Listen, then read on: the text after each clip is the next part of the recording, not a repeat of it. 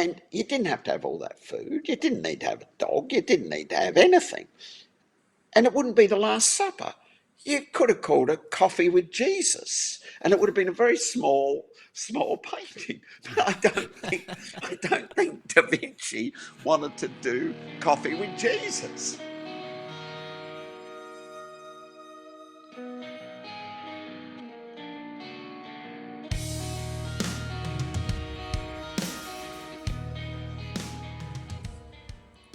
All right, guys, I have international best-selling author Terry Hayes in the house tonight. Terry, how are you? I'm pretty good, thank you. It's a beautiful day. I'm speaking to you from Lisbon in Portugal, and of course it's winter, but the sun's shining. I've just done the supermarket shopping. It's a Sunday afternoon. I am speaking to you instead of watching the English Premier League football. So I am making a sacrifice, Jeff. Thank Believe you. me, I'm making a sacrifice. But no, it's a great pleasure to be here. Great pleasure. Yes, thank you. And you just told me offline, but I want to talk about it a little bit. You just got done with like the first kind of leg of your book tour over in the Netherlands. Is that right? Yeah, well, I went to the UK first. So I'd done that before for my previous novel, I Am Pilgrim. And so they took me over to England to do that again just before Christmas. Then there was a bit of a Christmas break, and then I went to the Netherlands and to Belgium. I Am Pilgrim. The Netherlands has a population of 17 million people, and I'm guessing at this. There'll be somebody else say that I'm a moron because I got this wrong, but I assume there's about 10 or 12 million adults of that population. Well, Pilgrim sold 500,000 copies in the Netherlands. So that Wow. is a pretty remarkable figure. Yeah. So everywhere I went, people knew the book. Not to say, Jeff, that they liked the book, because there's They knew of always it. that. Well, there's always that group of people, which is fine. Oh, sure. And that. But yes, so it was pretty exhausting. But anyway, I got back to Lisbon, and I've had a bit of a rest, and here we are. So is there more book tour ahead of you, I'm assuming, after today? Yeah, yeah, yeah. I do a whole range of interviews and discussions by Zoom and all of those things up until the end of the month. And I'm due to come to America for a couple of weeks, but the US Embassy is being difficult in granting me a visa. Mm. So I'm in the midst of that at the moment. And then after that, I go to some events in France, and I guess there'll be something in Italy. My wife only goes to the places where there's good shopping. So I doubt that she'll be coming on the tour to, you know, to Southern Africa or somewhere. But yeah, Yeah. so the family are accompanying me to France, and then they'll come on to Italy. Nice. So what's it like kicking up the book tour machine again? Because it's been a while since I Am Pilgrim was Yeah. in bookstores and released at least. What's it like kicking the tour back up again?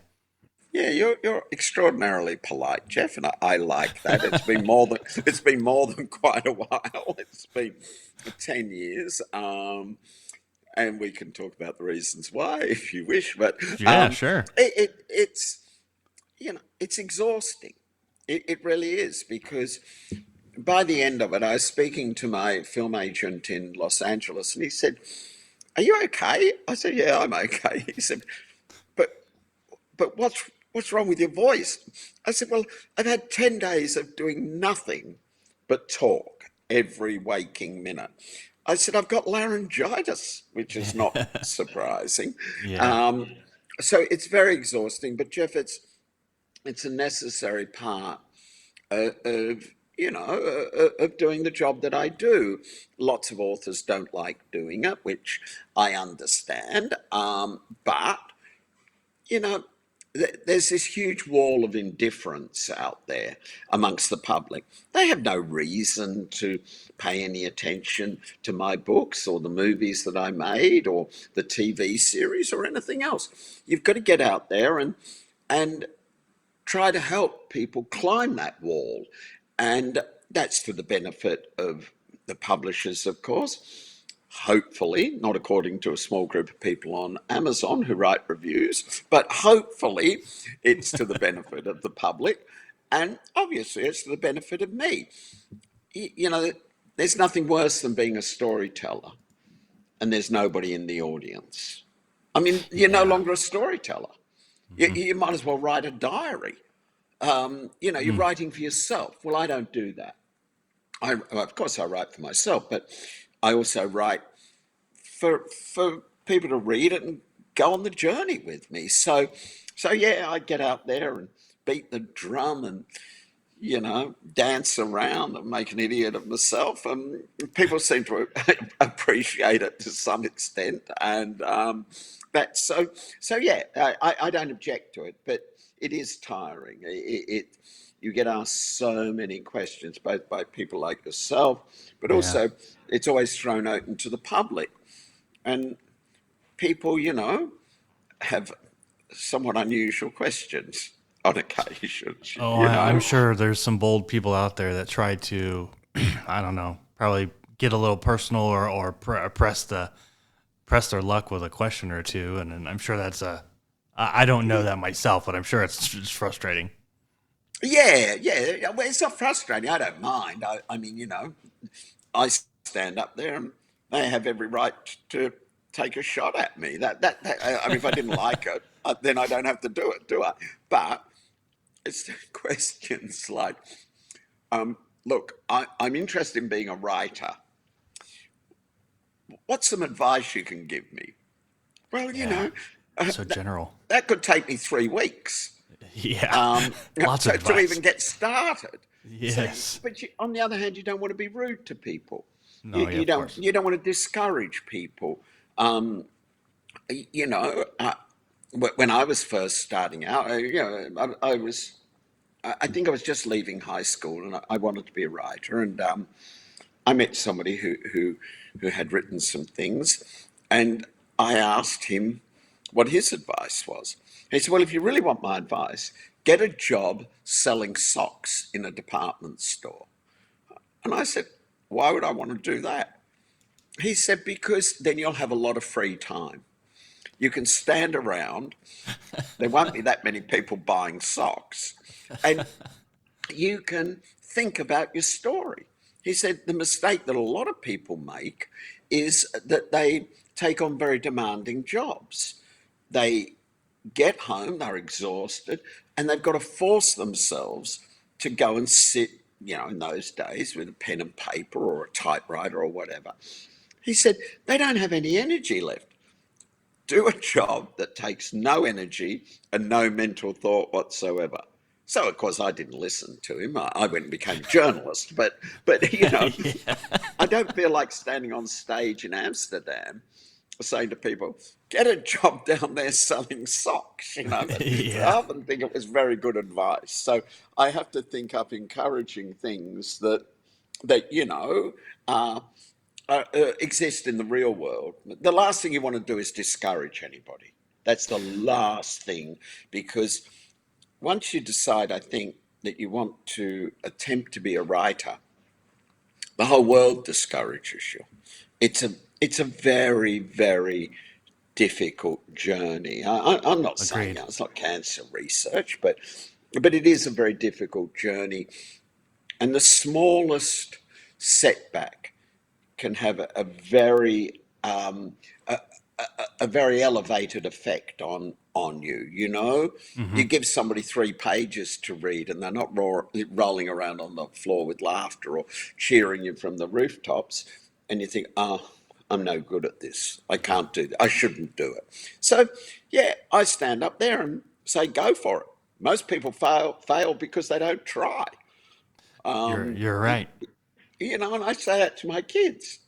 I said, listen, if you decide not to try at whatever you're doing, you're already a failure. Yeah. I said, you know, give it a try. Go out there, have an attempt at it, and if it doesn't work out, well, then great. But it might. You never know. So that's what I try to say. I don't know whether anybody listens. I know my kids don't listen, but I hope the public does.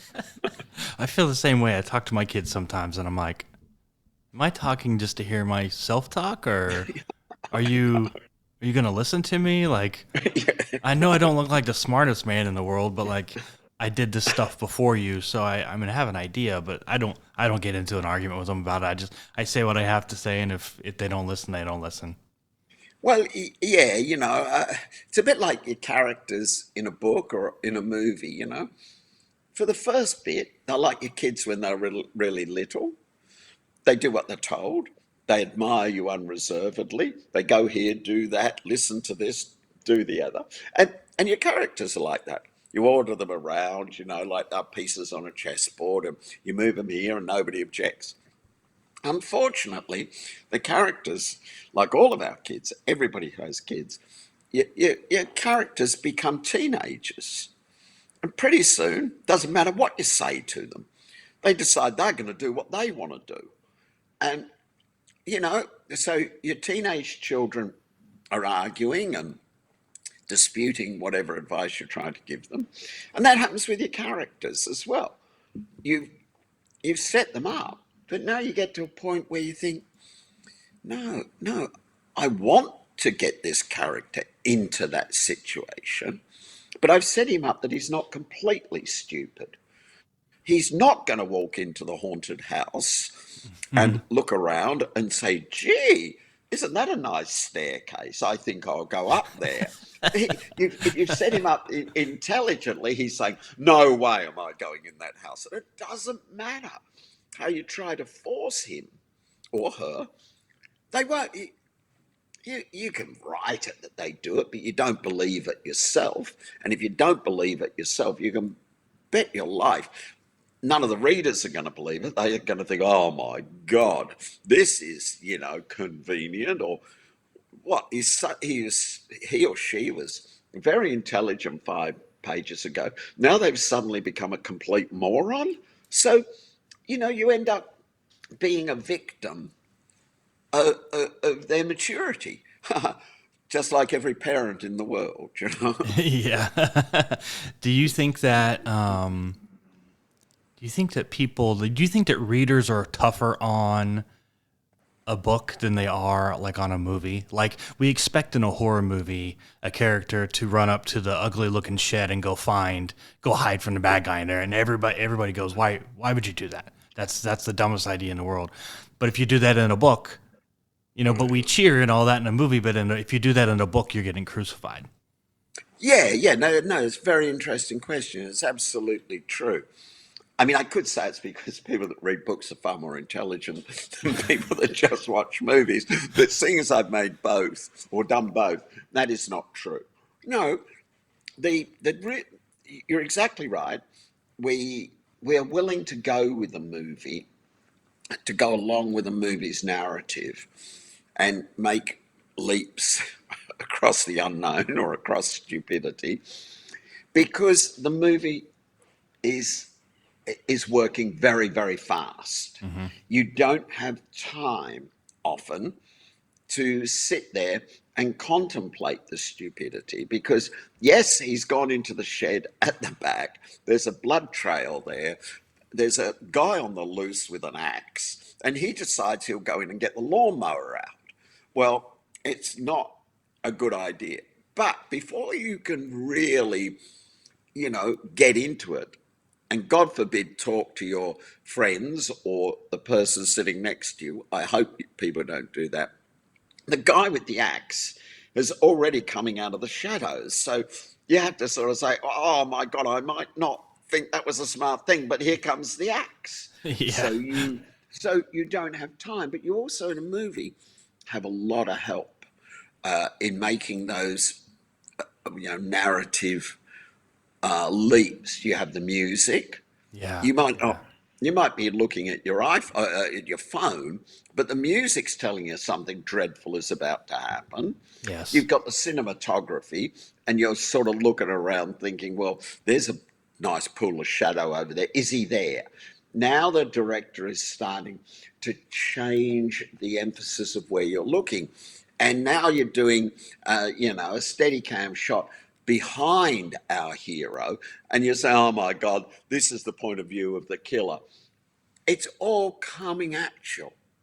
Every sensory perception that you have is being worked.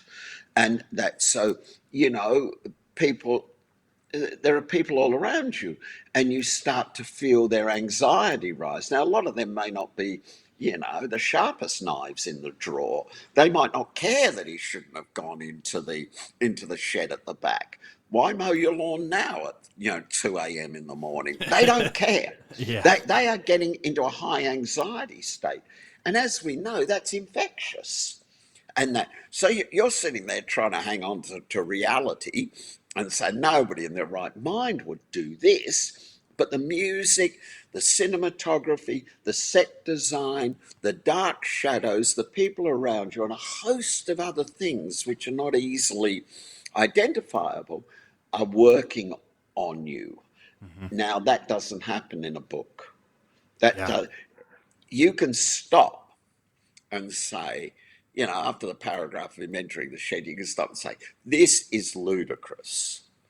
And there's no music, there's no cinematography, there's no director's hand guiding you as to where the tension comes from. And it's a solitary experience. You're sitting, on the subway or in your living room at home. You got plenty of time to look back and say, hold on, wasn't there a blood trail leading into the shed? Come on, guys, you can Yeah. do better than that. And very few people, having paid too much money for for a seat in the movie house, having bought overpriced popcorn, arranged for a babysitter, Hmm. parked their car, are going to say, well, I think I'll leave now. They, they tend to sit there and make fun of the movie in their head. Hmm. It's very easy to lay a book down. That's If you've true. got it from the Throw if the you've got it bookmark from in the there. library, it hasn't even cost you much. Yep. Um, or if you've got an illegal download, it hasn't cost you anything. Yeah. So it's very easy to lay it down. So for me, one of the differences between writing movies and writing novels has been that I never really understood in a movie, how much help I had, how much assistance there was from a vast array of very talented people. When you're writing a novel, you're really on your own, and you better make it work on the page, or you're going to get people who just say, "Well, that can go to the charity shop. I'm not reading any more about that." Yeah. So yes, it's a big difference. So, I Am Pilgrim came out 10 years ago, and then you moved into film. And now you have Year of the Locust, which is going to be out by the time everybody hears this. Um, how has the kind of the time away from writing in more of a novel format changed the way you approach this one? Well, I mean, I'd written movies for many years before before Pilgrim came out. Then, because you don't get paid much, especially if you're an unpublished author, I had to write some movies whilst I was writing Pilgrim, and then Pilgrim became, you know, thank praise be the Lord, that became an international bestseller and yada yada yada, and I became, a highly acknowledged spy thriller writer, which, there's not that many people working in the genre, Jeff, so it's not as great as it sounds. But then I turned around and wrote Locust. You know, the writing movies is a very difficult job. It's really difficult. And at the end of the day, it's not your own work. I mean, movies are a director's medium. They really are. Somebody has to be in charge of the ship. Now, quite often the person in charge is clearly out of their mind, but you try to work with people who really know what they're doing. I've been blessed. I've worked extensively with a number of, probably some of the best film directors in the world.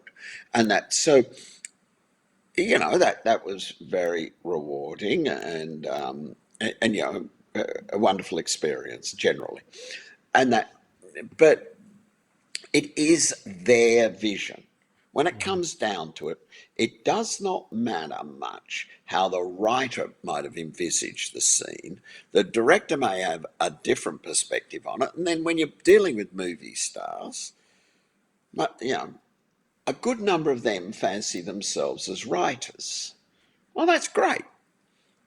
But I don't fancy myself as an actor, you know. Yep. And that, so, so it's a very complex dynamic in getting every scene done. And, many of the scenes that you've written are vastly improved by virtue of the way they've been interpreted. But there are also scenes that you think, oh my God, that's really terrible. And my name's going to be on this. But it's a very collaborative effort. Well, the thing with a book is it's not. I always think, a movie's very much like playing baseball, as a member of a really great team, a really great team.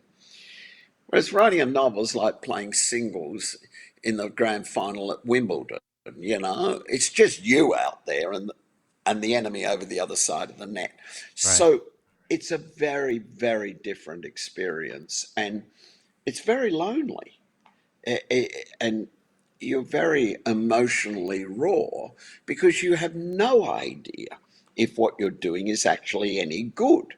Whereas when you're writing a movie, there's always the director in the office next door, and you can go in and say, hey, can you have a look at this? I remember I did a movie with Martin Campbell, who Martin had made a couple of the Bond movies, the very, very good Bond movies. I think he introduced Daniel Craig to the franchise.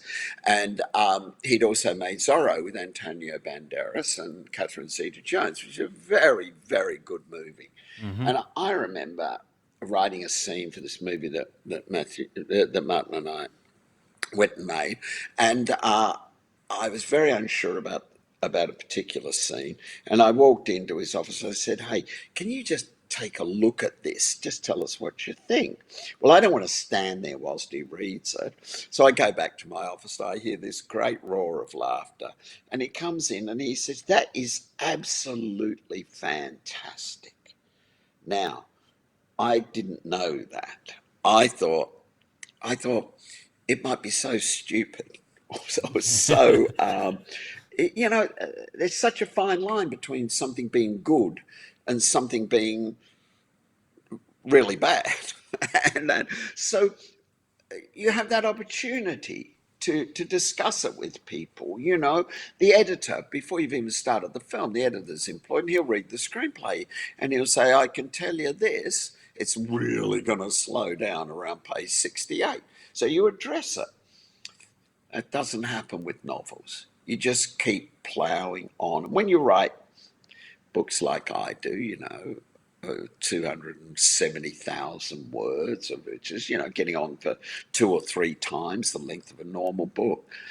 You dig and ditch, and you can't see any end to it, and all you know is that the start of the ditch was years beforehand. Yeah. So it takes a peculiar sort of psychology to A, want to do it, and B, keep going. So it's a very different experience. Look, I'm not complaining about it. I'm blessed. I'm extremely lucky to be able to work both in movies and novels and do pretty much what I like. But I my family are under no misapprehension. This is not getting up at 8:30 in the morning, going sitting in the office, and then coming out for dinner and say, "Oh yes, well I had a great day at work." It's Hmm. not like that. No, it takes a lot out of you to have that mental strength to keep going for several years writing something. I think the best piece of advice I've gotten in writing, I wrote a nonfiction book and I've gotten into fiction, Hmm. was find some beta readers, find your fellow authors, and kick them pages and use them not quite as an editor, but like as because Yeah, what you said, you're alone in this. So hey, if you have time, would you read a little bit of this and tell me if I'm on the right track in this? You know where it's at in yeah, the bigger picture, but you need to know if yeah. it slows down around that page 68, like what you Hmm. said, and get a little bit of that feedback before it ever goes, out to an agent or to a publisher, or even on the printed page. So that's the best piece of Yeah, advice I've ever gotten. And it's really worked out well for me. I was apprehensive at first to do it, but right. once I did, the feedback I got back was not what I expected. I expected hey, yeah, you're doing a good job, keep it up. I was like, well, I like it, but Yeah, here's some issues. It was like, oh well, yeah, it was actually a yeah. lot more helpful than it was Yes. critique. So Yeah, that it was yeah, huge. yeah. My experience in both movies and novels has been you can find endless people who will be polite to you, but that's not what you're looking for. Yeah, I need the truth. Well, and you just need an impression. Hmm. When when you make movie, it's audience tested. Well, funnily enough, Charles Dickens did the same thing long before there were movies, but I think a truly wonderful writer. And he had tons of alternative endings because he was writing in a serial form often, whereby it was published weekly or monthly, I can't remember. And, so he'd do a bit of David Copperfield and they'd be published, and he'd do a bit more, very much like, Count of Monte Cristo, a lot of the great epic books of the 19th century. So Charles Dickens would have these alternative endings. People would have read, people he trusted and knew, would have read, obviously, all the published segments, and then he'd give them, well, this is my proposal for the last segment. Often they'd say, well, that's dreadful. That's terrible. Charles, back to the drawing board.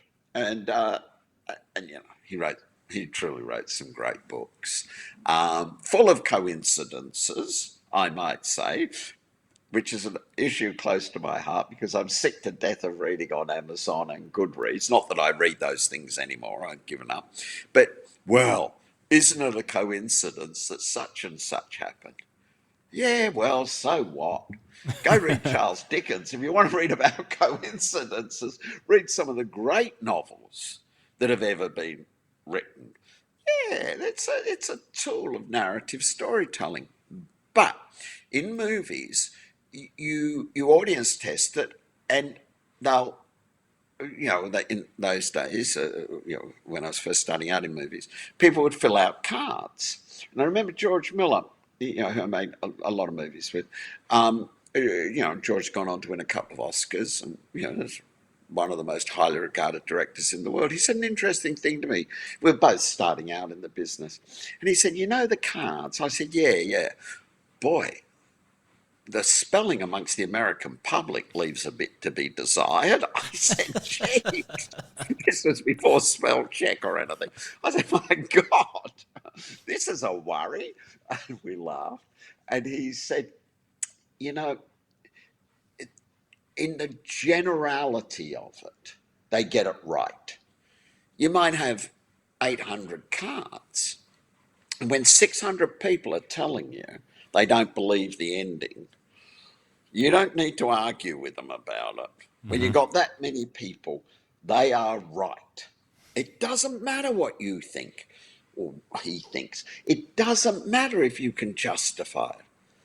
That is their blink decision. They blink, and that is what they think. Hmm. Often, God bless them, they would offer solutions. So they'd say, I really don't believe what happened here and here and here. What you should do is such and such. Now, that's where you've got to draw the line because Yeah. there's a vast difference between people who don't work in narrative storytelling and what they think of as solutions and what will really work. But they are absolutely right in telling you that this is crap or this is unbelievable, or that was ridiculous, or Jesus, I couldn't hear any of the dialogue. What were they doing? You believe it. So you do need that feedback. I'm fortunate. My wife reads a lot, and though I'm sure she has many moments with it when she thinks that I'm not the nicest person in the world, she is very, very good at telling me when things are not really humming. Ginger Baker, the great drummer for Cream and lots of the great bands. He's dead now, but he always said it either swings or it doesn't swing when he was talking about music. There's no middle ground. It's this or that. It works or it doesn't work. It swings or it doesn't swing. That's often the way with writing. It either works or it doesn't work. And if it doesn't work, by God, you better chuck it out. Right. So it's been 10 years since I Am Pilgrim came out. Now we have Year of the Locust. What have you been doing in between then? Let's catch up to that briefly before we talk about the new book. Yeah, yeah. Went and watched every cricket match and training session my two boys ever played. I watched my two daughters at every horse riding lesson. I went to countless performances of Aladdin, more than any one human being should ever endure. My youngest daughter had one line in Aladdin and it brought the house down.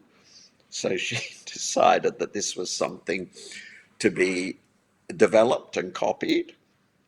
My God, you got her on stage and you could not stop her mugging to the audience. So I'm sitting there cringing, and that she loved it. I tried to be a good dad. That was one thing. I That's really awesome. did. I'd given so much of my time and my life and my emotions to my career, both in movies and then writing Pilgrim. I don't think I ever neglected the children, but I certainly did not have enough time with them. And I think, as every parent knows, you never get it back. I had my children much later in life. We had four kids under the age of six, no twins, boom, boom, boom, boom.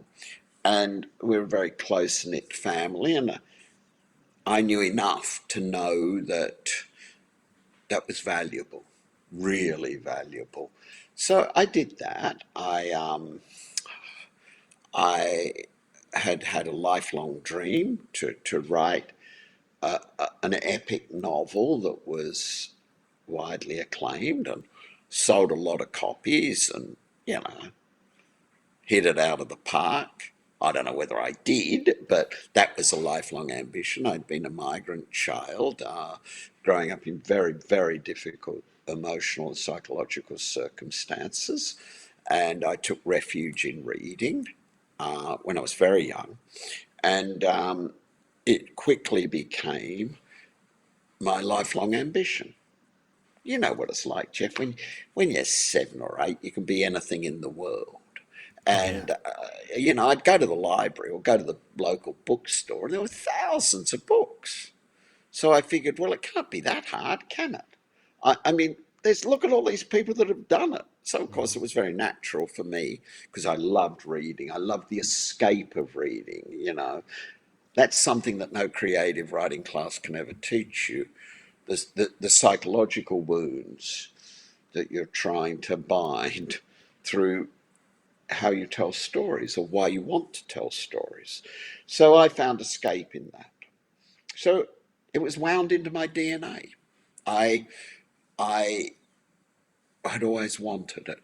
But I became a journalist. I became a radio producer. I made movies. I made TV miniseries. I went to Hollywood. I had a career in Hollywood. But all the time it was, one day I'm going to be a novelist. One day I'm going to write a great novel. Well, it's a Chinese proverb: be careful what you wish for. You might get it. Yeah. And I did. to some extent. I mean, look, I'm never going to be, J.D. Salinger or Tolkien or Tolstoy, maybe. I hope, I live in hope. But so I remember standing in the back garden of the house we were living in Australia, and the English publisher called me. And he said, this is going to be huge. This book is going to be huge. I said, oh, yeah, sure, sure. He said, no, it will be. He said, I've seen the figures. I've seen the orders that are coming in. He said, it's going to be huge. And he said, it's an incredible achievement for a debut novelist. And then he said to me, you don't sound very happy. He said, what's wrong? I said, well, I've seen a lot of, life in the media. I said, and I'll tell you one thing, Bill. And he said, what's that? My life will never be the same. And I like my life. Yeah. It will never be the same. Not because of celebrityhood. No, who in their right mind would want that? I've been chased across a park in London by a horde of people because I was out with Mel Gibson at the height of his fame. Nobody would want that life. No sane person. No, not because of that. It's because I knew that I'd fulfilled this lifelong ambition, or it looked like I had. And he was right. It did become a really big event, at least in the book publishing world. And I, I had a hole inside me. I was empty. What did I replace that childhood ambition with? And so it's very counterintuitive that the normal thing would be, if you're writing a movie of this, that I'd go and buy champagne, go down the local Ferrari dealership and live happily ever after. It was Yeah. not like that at all. It It was sounds good though. much. Oh yeah, well, that part would have been great. That would have been. I would have been as happy as anything. It wasn't like that though. It was much more. Well, my God, this is an emptiness. Somebody had taken away from me something that had motivated me all my life. So that was very difficult. Then, I mean, I don't speak about this that much, but 200 pages into Pilgrim, that was too far in to abandon it, but not far enough to see the ending. My my family had gone to Australia. There were only four of us. There was myself, my older brother, and my mum and dad. We knew nobody in Australia. We were marooned down at the far end of of the world. We knew nobody. And my mother, a very, very troubled person, and that was very difficult. Okay. But we were a very, you know, small but independent unit. There were no grandparents, no aunts and uncles, nothing. Anyway, 200 pages into Pilgrim, my brother came unexpectedly to see me at my house and told me he had cancer. And I said, oh my God, and we spoke about it. And I said, how long? And he said, 6 months to a year. Well, he was right, it was 6 months. So he died, which was a very difficult time, obviously. Then a short while later, I had the unpleasant duty of standing in a corridor of a hospital in Sydney and speaking to the doctors and coming to the conclusion that there was no way back for my father. So I had to authorise them to turn the life support off. Sorry. Well, this is life, Yeah. Then 8 months later, my mother died. So Golly. within the space of a year, as I say to my kids, be nice to me, I'm an orphan. Within the space of a year, I lost the three people who knew about that childhood dream. And they were the only ones that knew. My wife and my own kids didn't. They hadn't lived through it. But my parents and my brother had. And we all had that shared experience of migration to Australia and the very confronting life that presented back then. It's a different country now. And that, so it was a very, very difficult time. And I had no opportunity to stop. writing. I had to keep writing. My family depended on it. And as I said, I was too far in to abandon it. So I had to set aside all of these difficult emotional issues and just keep going. So I never had time to grieve. I had no time to really think about a lot of this. I couldn't allow myself to. On occasions, I can be a very disciplined person. So anyway, the book comes out, and it's met with some degree of success, for which I'm eternally grateful, of course, to the public at large. They were the ones that made it a success. And then I had this hole where ambition had once occupied, a very large hole. But I also had a lot of things to think about regarding the family, and I had to catch up with all of that. So between catching up with the grieving process, trying to find a way forward creatively and emotionally myself, devoting myself to my children, it, you know, it took time. And I was writing, I started writing Locust, but when it came time to go to cricket practice, get in the car, kids, off we go. And I, I never missed one. And That's awesome. I, well, it's strange, Jeff. I'm more proud of that than any of my books or movies because Says a lot I about your think, character.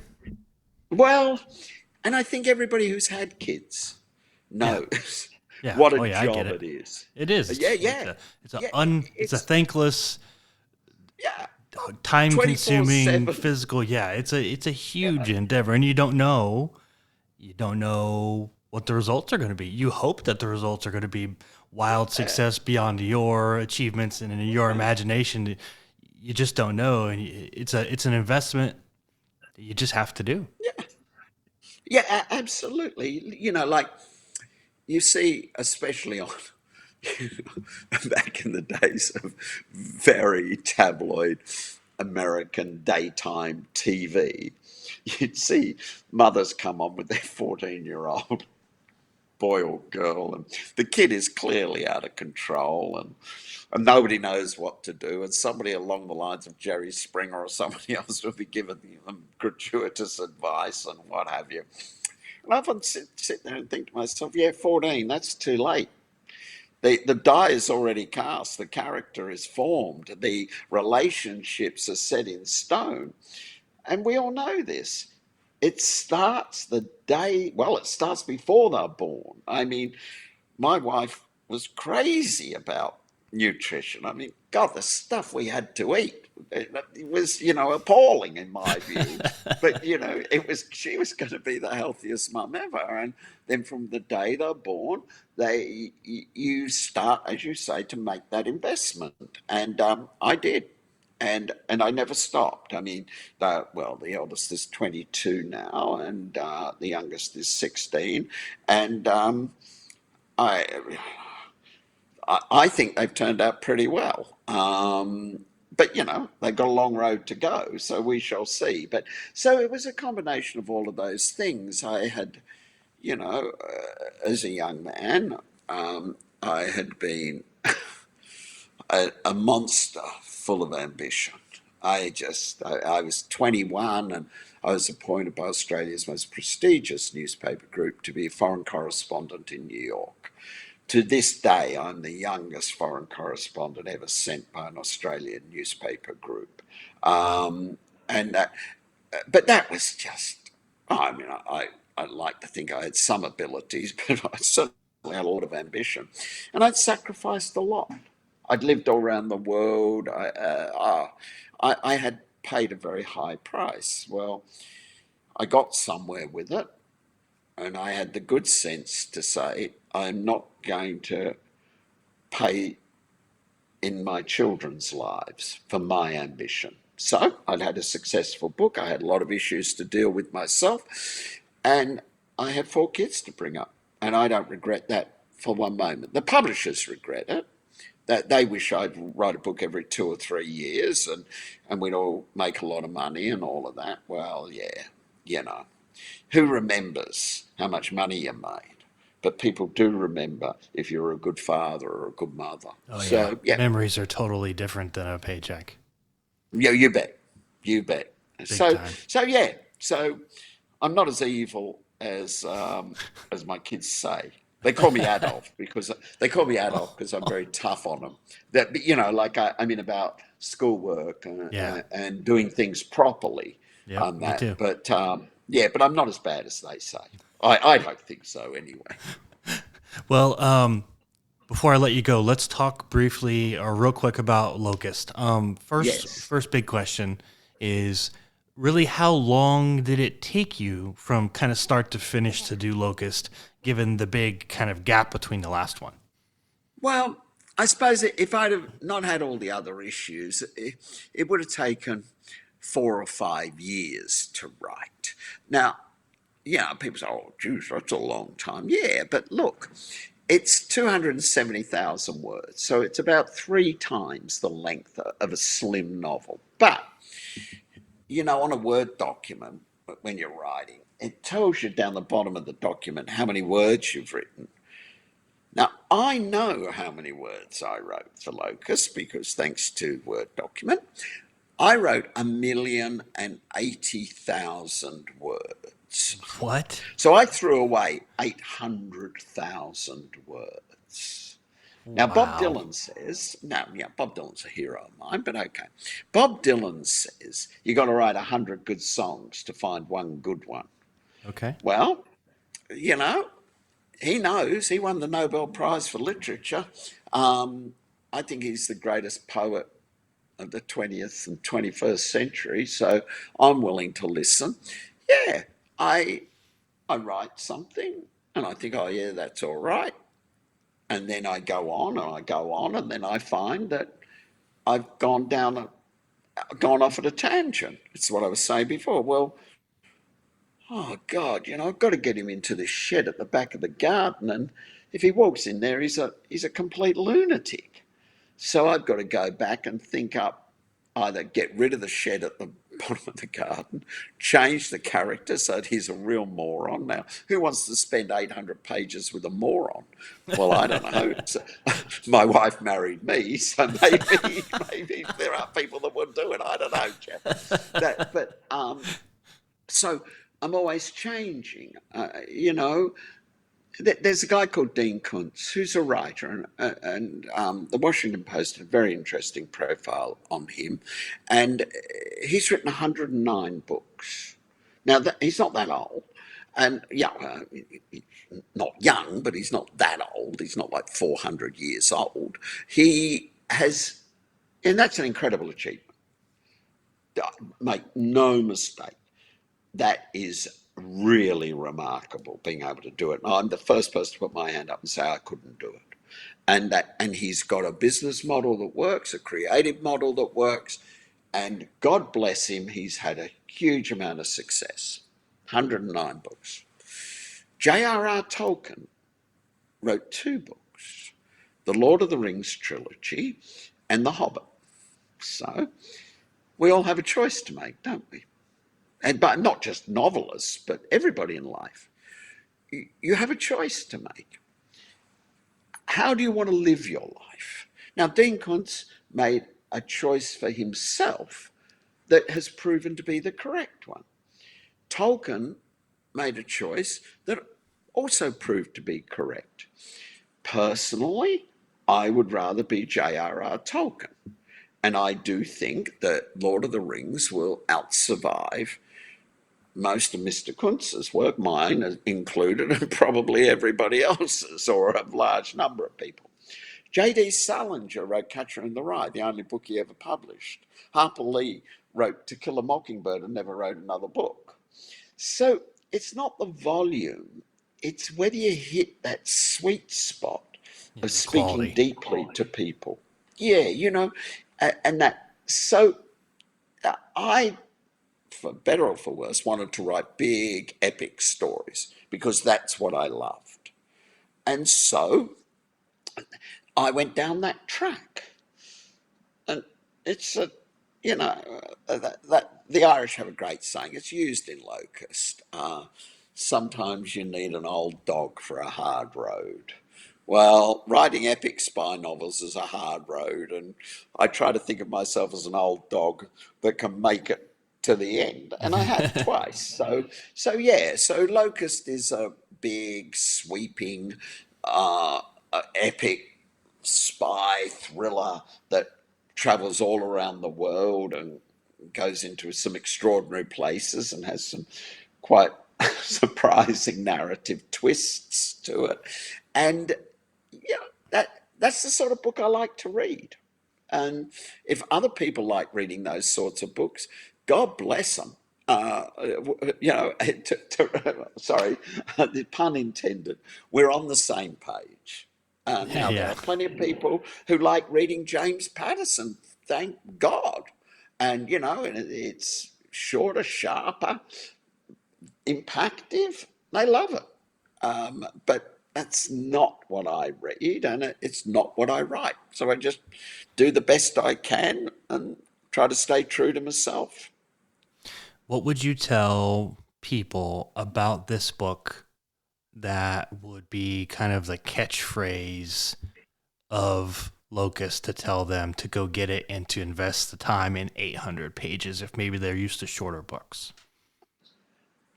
Well, yeah, a great question because I don't care how many pages a book has. I care how boring it is. I've read plenty of books at 120 pages that felt like 10,000.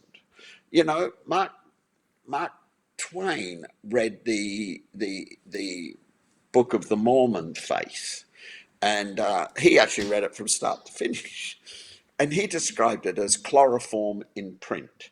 It was an Oh. anaesthetic. Now, he'd probably say the same about my books, but I Ouch. hope not. So I've read plenty of books that are chloroform in print, and I've also read James Clavell's Shogun or Tolstoy's Anna Karenina, and they are 1,000-page books, and they move as if they're 100 pages. So I would say to people, don't worry about the length. Worry about whether I've done my job. Does every paragraph lead relentlessly into the next one? Do you get to the end of a chapter and say, just one more? I'm tired. I'm falling asleep. I've got to get up and drive the kids to school. But just one more chapter. And then you read that chapter, and before you know it, you've sat up to 4 o'clock in the morning and you're cursing me. That was certainly the case with Pilgrim. And I believe it's the case with Locust. So I'm not worried about the length. I'm worried about the is it propelling as a story? Why should they read it? Because it does things and goes places which no other novel in its genre has ever done.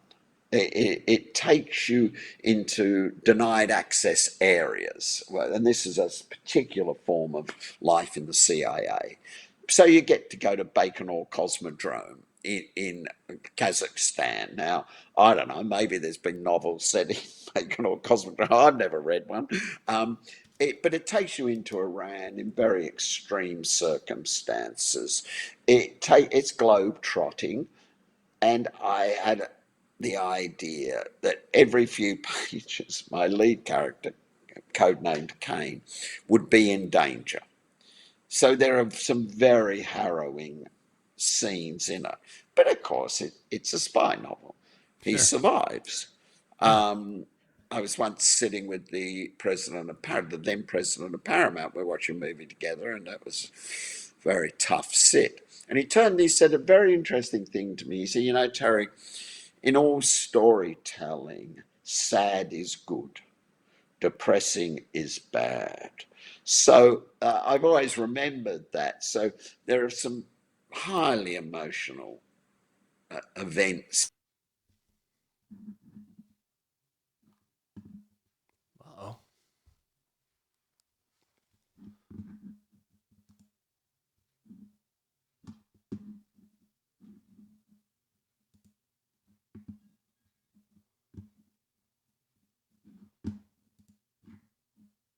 Hello, Jeff. I Hello. gotcha.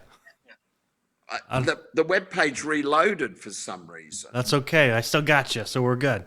Yeah. So what I was saying was that the president of Paramount said to me that sad is good in narrative storytelling. Sad is good.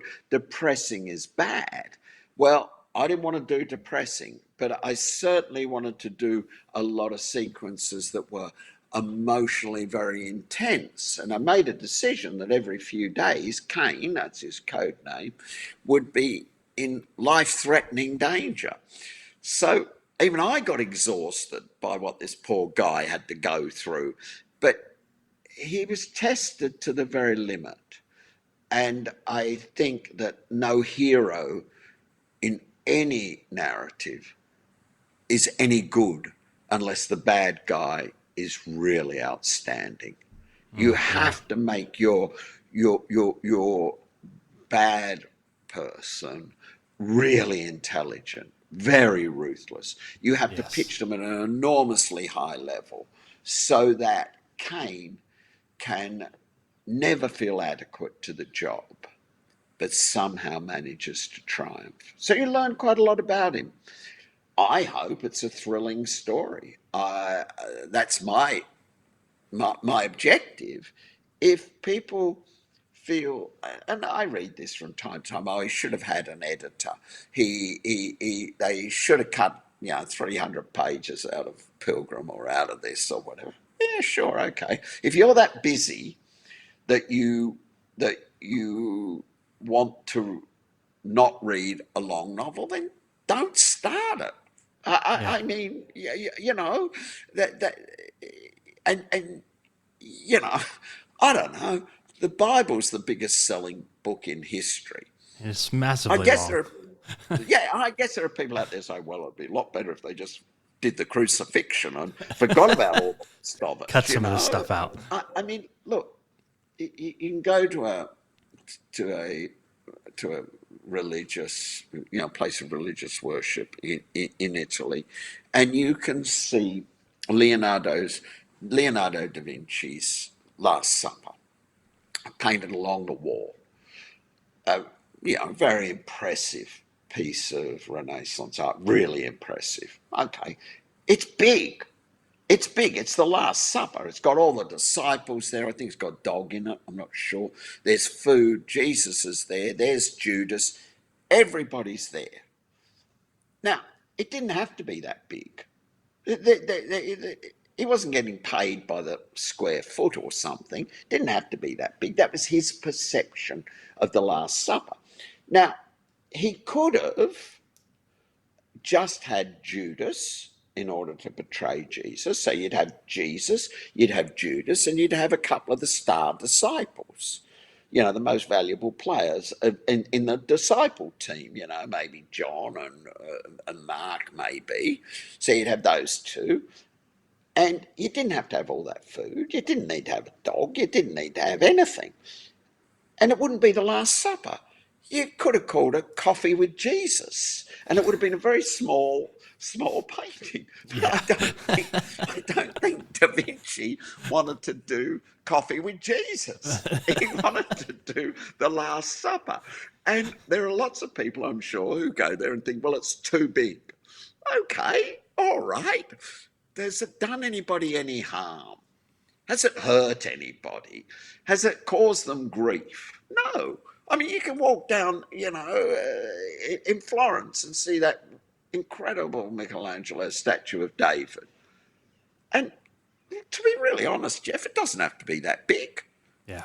David could have been a pocket person. He could have been like 3 inches high.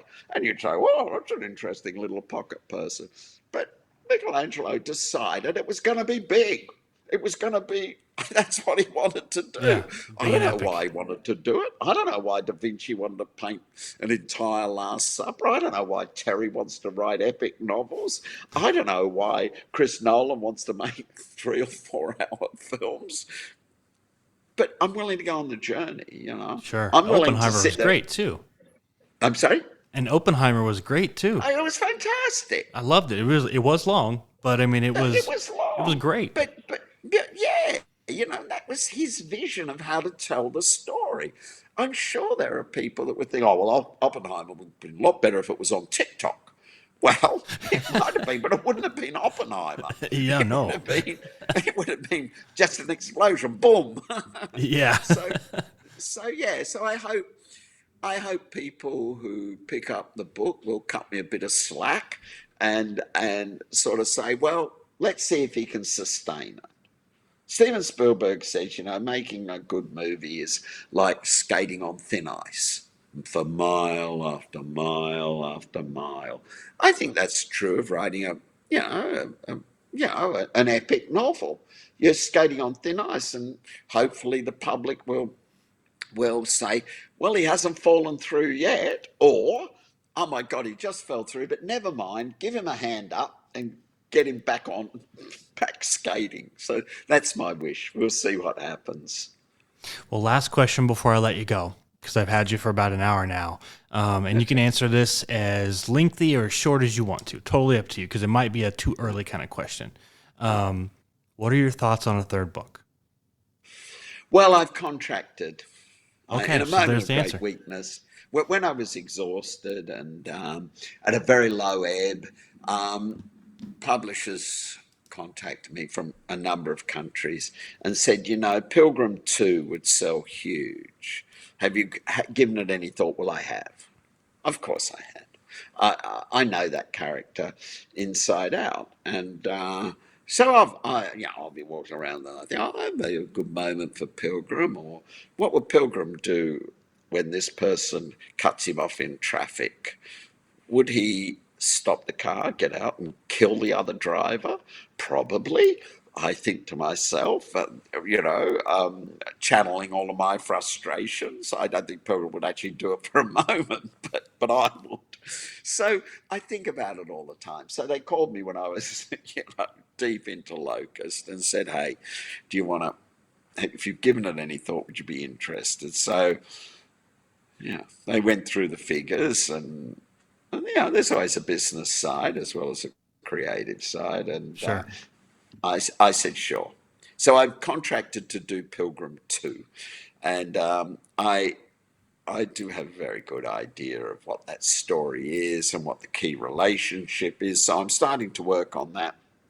I'm also developing a story set amongst modern day pirates, but not off the Gulf of Aden, not that, but where piracy really started in the world, which is down near Singapore in the Malacca Straits. They were That's the cool. geniuses that came up with the idea, 400 or 500 years ago, long before Johnny Depp ever thought of being in Pirates of the Yeah. Caribbean. They were boarding boats and and killing the crew or taking them for ransom or seizing their cargo, whatever they wanted to do. And it's one of the interesting facts of modern day piracy that after Johnny Depp and his gang got started, the real ones down in the Caribbean, that commercial boats are forbidden to carry weapons. Like they're not allowed to, so they can't defend themselves. Why are they not allowed to? Because in centuries gone by, that would have been enough to identify you as pirates, wolves in sheep's clothing. That you were in fact the pirates because you're so heavily armed. So it's one Mm, of these it, ludicrous situations where, in order to protect against piracy, no boats are allowed to carry weapons. Well, the pirates didn't get the memo. That they are busily carrying weapons, and everybody else is, and so boats have to deploy high pressure water cannon, razor wire that raises automatically from the decks, yada yada yada. So it's an interesting thing. So I'm sort of developing that, but I'm really going that's to very write cool. Pilgrim too. So I'm busy. The kids are grown. They don't need their dad. I'm sick of the arguments with my teenagers. So back into the office and keep working. Well, Terry, it was an absolute pleasure and an honor to have you on. I thank you so much for your time. Best of luck on the tour and coming to the States, and I hope that works out. And again, thank you so much for doing this. Jeff, thank you so much for having me. It's been really interesting, which is not always the way with these things. It's been fascinating, and was delighted to do it. It's been very enjoyable. Thank you so much. Yes, sir. Thank you. Have a good rest of your day. You too. Bye bye.